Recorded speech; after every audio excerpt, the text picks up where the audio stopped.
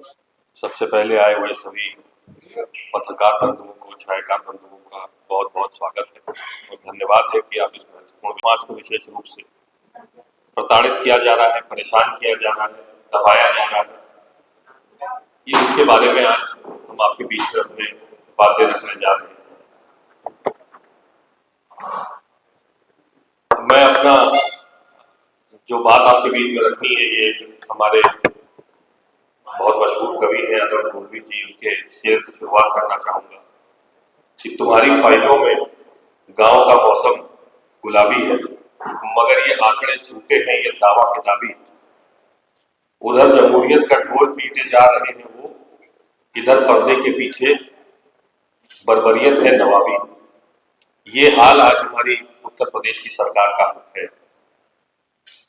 NCRB की अगर आप रिपोर्ट देखें तो जो आखिरी रिपोर्ट आई थी उस दिसंबर 2023 में, जिसके हिसाब से उत्तर प्रदेश दलितों के ऊपर, पिछड़ों के ऊपर अत्याचार में सबसे आगे है।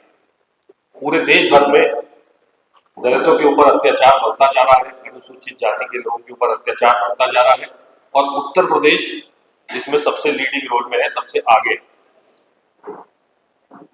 और आप अगर तथ्य देखें, अगर आप मामले देखें पिछले 10-15 दिन के ही देख लें, तो आपको ये नजर आएगा कि किस तरह से लगातार अनुसूचित जाति के लोगों के ऊपर अत्याचार बढ़ते जा रहे हैं और ऐसी ऐसी घटनाएं हो रही हैं जिसके बारे में हम सुना करते थे 25-30 साल पहले ऐसा हुआ करता है, लेकिन आज वो फिर हम सुनने में आ रहा है और लगातार सुनने में आ रहा है।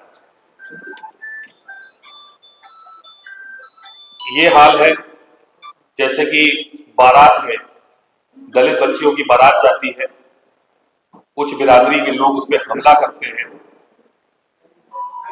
घोड़े पे बैठने से बारात को, दूल्हे को घोड़े पे बैठने से मना किया जाता है, मूछें रखने से ऐतराज होता है। ये ऐसी ऐसी बातें आज सुनने में आती। दुष्कर्म की घटनाएं तो है ही है, बहुत जघन्य अपराध, हत्या, सर कुचल करके हत्या कर देना, केवल और केवल इसलिए क्योंकि वो अनुसूचित जाति का व्यक्ति था। तो ऐसे अपराध तो है ही, लेकिन जो पुराने जमाने में जैसे अत्याचार हुआ करते थे, जैसे बारात वाला मैंने आपको बताया, घोड़े पे चढ़ने वाला, मूछ रखने वाला, ये तो हमारे समाज से लगभग खत्म हो चुका था, लेकिन आज फिर हम ऐसे देख रहे हैं। चाहे मथुरा की आप घटना को आप देख लीजिए, मेरठ की घटना को आप देख लीजिए, बिजनौर की घटना को आप देख लीजिए, ये सारी घटनाएं ये बताती हैं कि किस तरह से सरकार, हमारी उत्तर प्रदेश की सरकार अनुसूचित जाति के लोगों को, पूरे समाज को सुरक्षा देने में, सम्मान देने में पूरी तरह से विफल रही। और तो और ये बढ़ावा दिया जा रहा है।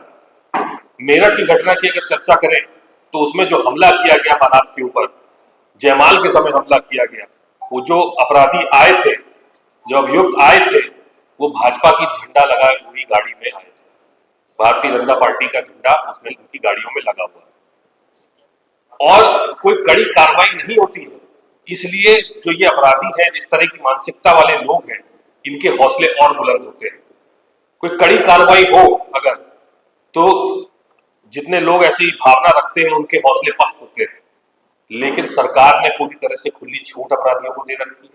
पूरी तरह से उन्होंने ये फैसला किया है कि जो अनुसूचित जाति के लोग हैं वो दबा कुचले ही रहे, समाज में आगे ना बढ़ने पाए, समाज में वो सम्मान ना पाने पाए, गरीब रहे, नौकरियां ना पाए।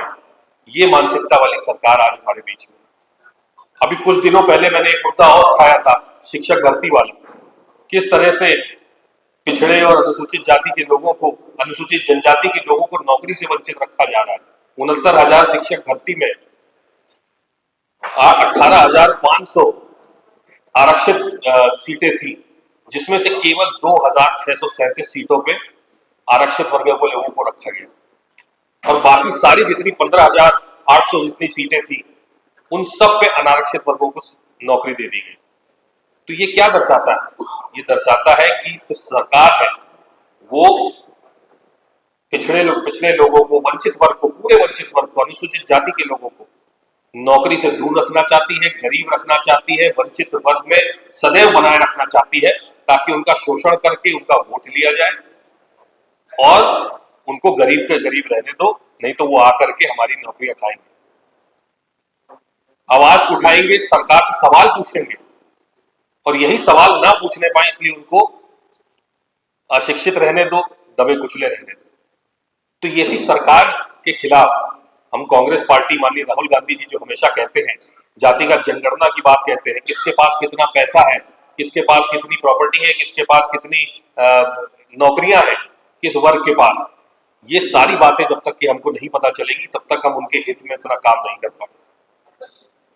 तो जातिगत जनगणना की बात है, बाबा साहब का जो सपना है, जो कांशीराम जी का सपना था, जो हमारे राहुल गांधी जी जिसको आगे लेके जा रहे हैं, जो सामाजिक न्याय की बात कर रहे हैं, इस न्याय की लड़ाई को हम कांग्रेस पार्टी आज लड़ने को तैयार है और हम सारे अनुसूचित जाति के लोगों के साथ, जनजाति के लोगों के साथ, पिछड़े वर्ग के लोगों के साथ खड़े हैं जब तक कि उनको समाज में पूर्ण रूप से न्याय नहीं मिल जाता और ऐसी घटनाओं को खत्म नहीं कर दिया जाता। यही हमारा मिशन है, इसी के साथ हम लेके चल रहे हैं। आपके अगर कोई इस बात विषय में सवाल है तो आप पूछ सकते हैं।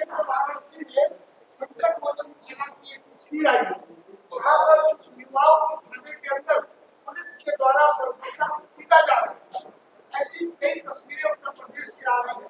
पुलिस कस्टडी में होते हो रही है, उस पर न तो विपक्ष की तरफ से आज पहली बार मुझे लगता है इस तरह की प्रेस कॉन्फ्रेंस हो रही है जिसमें कानून व्यवस्था भ्रष्टाचार पर बात नहीं, आपका बिल्कुल बहुत अच्छा मुद्दा आपने किया उठाया है। देखिए, ये जो पुलिस है ये किसके इशारे पे काम करती है? इस सरकार के इशारे पे काम करती है। देखिए, इसमें जो है ना, सरकार जो है, सरकार के डायरेक्शन पे उत्तर प्रदेश की पुलिस चलती है और आपने देखा होगा पूरे प्रदेश में ये कस्टडी में जो डेथ हो रही है ये बहुत ज्यादा हो गई, चाहे वो अरुण वाल्मीकि वाली बात हो आगरा वाली, और चाहे जो आपने अभी जो प्रधानमंत्री जी के संसदीय क्षेत्र की बात कही। और इसमें आपने जैसा कहा वैसा बिल्कुल सत्य नहीं है। हमारे जो प्रदेश अध्यक्ष जी हैं उन्होंने प्रतिनिधि मंडल भी भेजा है और इस बात को उठाया भी है इस मुद्दे को, और लगातार पुलिस के द्वारा हो रहे अत्याचार के खिलाफ हम लोग लगातार बीच बीच में सवाल उठाते रहते हैं।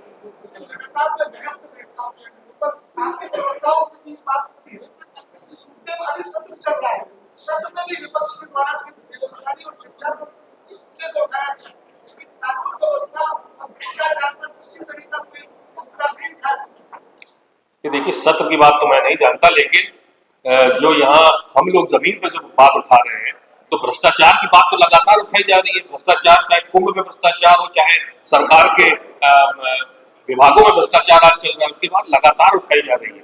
भ्रष्टाचार के खिलाफ तो कांग्रेस पार्टी लगातार अपनी आवाज को, हर दिन इस बात को कहीं ना कहीं चर्चा की जाती है। और पुलिस के द्वारा हो रही जो घटनाएं हैं, पुलिस के द्वारा हो रहा है जो अत्याचार है, उसको भी बीच बीच में उठाया जाता है और पुलिस के खिलाफ हम लोगों ने कई बार धरने भी दिए हैं। इसमें ऐसी कोई बात नहीं है।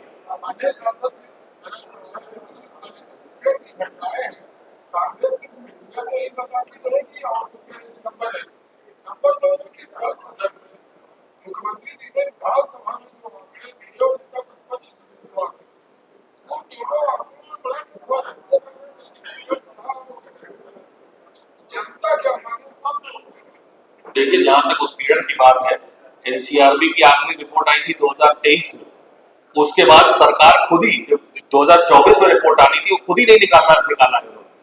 कहीं ना कहीं आंकड़ों को छुपाया जा रहा है, आंकड़ों को दबाया जा रहा है सरकार के द्वारा। एनसीआरबी की रिपोर्ट क्यों नहीं रिलीज की? दिसंबर में आनी थी 2024 में, 4 महीने हो गए, 4 महीने पूरे हो गए। तो आपको, हम लोगों को ये देखना होगा कि सरकार किस हद तक अपनी नाकामियों को छुपा रही है, और हम विपक्ष में हैं तो हम उन्हीं नाकामियों को, जो कमियां हैं पूरे प्रदेश में और विशेष रूप से अनुसूचित जाति के खिलाफ जो आज हो रहा है, उसको उजागर करने का प्रयास कर रहे हैं। और जहां तक घटनाओं की बात है तो लगातार कांग्रेस पार्टी घटनाओं में प्रतिनिधि मंडल भेज रही है। अगर मथुरा की घटना को आप देखें तो उसमें हमारे जिला अध्यक्ष और हमारे जितने पदाधिकारी हैं वो लगातार डेली के डेली वहां जाते हैं, उन लोगों से मिलते हैं। और 7 तारीख को दोनों लड़कियों की शादी है, दोबारा शादी हो रही है, उसमें मैं स्वयं जाऊंगा। 7 तारीख को रात में उनकी शादी होगी। तो वो है, कल मेरी मेरठ के जिला अध्यक्ष से बात हो रही थी, वो स्वयं जो मेरठ में जो बारात के ऊपर हमला हुआ था उनके घर में बैठे हुए थे, मेरी बात भी उनसे उन्होंने करवाई है।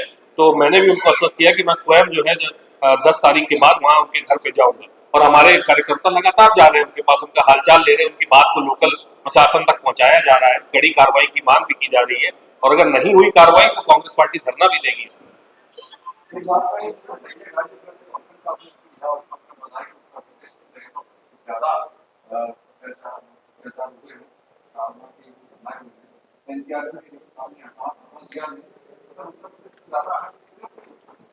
नहीं, एनसीआरबी के आंकड़े हैं, वो अब देख करके मैं आपको अवगत करा दूंगा।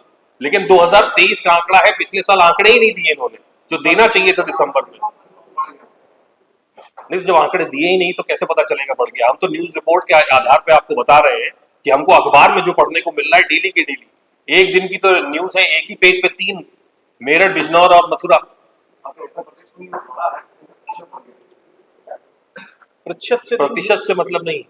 उसमें उन्होंने लगभग 50,000 घटनाएं उत्तर प्रदेश में, हाँ मैं इसको अभी लिख के पूरी करके भेजूंगा, अभी जो आपको भेजूंगा मैं लिख के भेजूंगा। हम तो ये चाह रहे हैं कि सरकार जो है एनसीआरबी की जो रिपोर्ट है जो 24 में आनी थी वो सार्वजनिक करे, ताकि हम खुद स्वयं उसमें आप लोगों को भी आंकड़े मिले।